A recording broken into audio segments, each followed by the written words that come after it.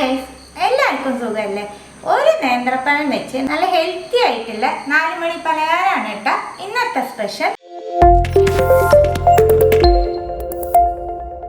കുറച്ച് കപ്പലണ്ടി കുറച്ച് കാഷ്യൂ എടുത്തിട്ടുണ്ട്. തരി തരിയായിട്ട് പൊടിച്ചെടുത്തിട്ട് വരാം. പൊടിച്ചെടുത്ത കപ്പലണ്ടിയുടെയും അണ്ടിപ്പരിപ്പിന്റെയും പൊടി ബൗളിലേക്ക് മാറ്റുന്നുണ്ട്. അണ്ടിപ്പരിപ്പിനും കപ്പലണ്ടിക്ക് അളവൊന്നുമില്ല കേട്ടോ. നിങ്ങൾക്ക് ഇഷ്ടമാണെന്നുണ്ടെങ്കിൽ കൂടുതൽ എടുക്കാം, അല്ല കുറവ് വേണമെങ്കിൽ കുറവ് എടുക്കാം. ഒരു നേന്ത്രപ്പഴം എടുത്തിട്ടുണ്ട്. ഇത് ചെറുതായിട്ട് മുറിച്ച് ജാറിലേക്ക് ഇട്ട് കൊടുക്കാം. 3 ഏലക്ക പഴത്തിന്റെ കൂടെ ചേർക്കുന്നുണ്ട്. 1/2 കപ്പ് പൊടിച്ച ശർക്കര എടുത്തിട്ടുണ്ട്. അത് നമ്മൾ ഇതിലേക്ക് ഇട്ട് കൊടുക്കാം.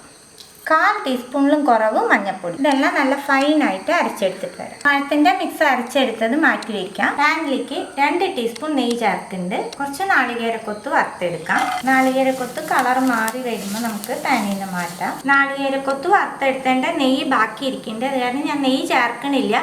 നെയ്യ് ബാക്കി ഇല്ല എന്നുണ്ടെങ്കിൽ 1 ടീസ്പൂണും കൂടി നെയ്യ് ചേർത്ത് അതിലേക്ക് 1/4 കപ്പ് റവ ചേർത്ത് കൊടുക്കാം. വറുത്തതോ വറുക്കാത്തതോ ഏത് റവ ആയാലും ഒന്നും കൂടി നെയ്യിൽ വറുത്തെടുത്തോളൂ കേട്ടോ. റവ ഒന്ന് കളർ മാറാൻ തുടങ്ങുമ്പോൾ ഇതിലേക്ക് 1/4 കപ്പ് ഫൈൻ അരിപ്പൊടി ചേർക്കുന്നുണ്ട്. അരിപ്പൊടിയും കൂടി ചേർത്ത് ഒന്ന് വറുത്തെടുക്കാം. അരിപ്പൊടി നല്ലോണം ചൂടായി വരുമ്പോൾ ഇതിലേക്ക് നമ്മൾ പൊടിച്ച് വെച്ചേക്കണ കാഷ്യൂന്റെയും കപ്പലണ്ടിയുടെയും പൊടിയും ചേർത്ത് ഒന്ന് ചൂടാക്കി എടുക്കാം. കപ്പലണ്ടിയുടെയും അണ്ടിപ്പരിപ്പിന്റെയും പൊടി ചേർത്ത് ഒന്ന് ചൂടാവുമ്പോൾ ഇതിലേക്ക് 1/2 കപ്പ് ചിരകിയ നാളികേരം ചേർക്കുന്നുണ്ട്. ഇതും ചേർത്ത് ഒന്ന് ചൂടാക്കി എടുക്കാം. നാളികേരം ചേർത്ത് ഒന്ന് ചൂടാവുമ്പോൾ ഇതിലേക്ക് 1/2 കപ്പ് പാല് ചേർത്ത് കൊടുക്കാം.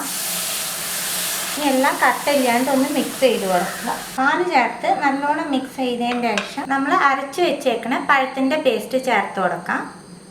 എല്ലാം നല്ലോണം ഒന്ന് മിക്സ് ചെയ്തെടുക്കുക. പഴം അരയ്ക്കുമ്പോൾ നിങ്ങൾ ഏലക്ക അല്ല ചേർത്തെന്നുണ്ടെങ്കിൽ ഈ സമയത്ത് ഇത്തിരി ഏലക്കപ്പൊടിയും കൂടി ചേർത്തിട്ട് മിക്സ് ചെയ്താൽ മതി കേട്ടോ. എല്ലാം നല്ലോണം മിക്സ് ചെയ്ത് കൊടുത്തിട്ടുണ്ട്. വറുത്ത് വെച്ചേക്കണ നാളികേരക്കൊത്തും കൂടി ചേർത്ത് ഒന്നും കൂടി ഒന്ന് മിക്സ് ചെയ്യാം. നിങ്ങൾക്ക് വേണമെന്നുണ്ടെങ്കിൽ ഈ സമയത്ത് 1 ടീസ്പൂൺ നെയ്യും കൂടി ആഡ് ചെയ്തോളൂ കേട്ടോ. നാളികേരക്കൊത്ത് എല്ലായിടത്തേക്കും ആവാൻ പാകത്തിന് മിക്സ് ചെയ്ത് കൊടുക്കുക. ഇനി നമുക്ക് ഫ്ലെയിം ഓഫ് ആക്കിയിട്ട് ഈ മിക്സ് ഒന്ന് തണുക്കാനായിട്ട് മാറ്റി വെക്കാം. മിക്സ് നല്ലോണം തണുത്തുണ്ട്. അത്യാവശ്യം വലുപ്പമുള്ള ഓരോ ബോൾസ് ആക്കി എടുക്കാം.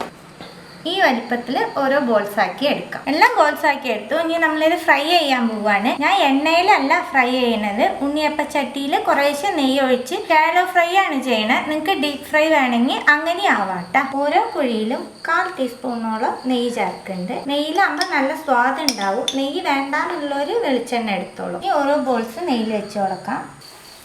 2 ഭാഗം മറിച്ചും തിരിച്ചും ഒക്കെ ഇട്ടിട്ട് ബ്രൗൺ കളറാക്കി എടുക്കാം. 2 ഭാഗം തിരിച്ചും മറിച്ചും ഇട്ട് നല്ല ബ്രൗൺ കളറാക്കി എടുത്തിട്ടുണ്ട് കേട്ടോ. നല്ല ടേസ്റ്റ് ആയിട്ടുള്ള ഒരു 4 മണി പലഹാരമാണ്. തീർച്ചയായിട്ടും എല്ലാവരും ട്രൈ ചെയ്ത് നോക്കണം. ട്രൈ ചെയ്ത് നിങ്ങളുടെ ഫീഡ്ബാക്ക് ഒക്കെ അറിയിക്കുക. പുതിയൊരു റെസിപ്പി ആയിട്ട് അടുത്ത വീഡിയോയിൽ കാണാം. See you. Bye.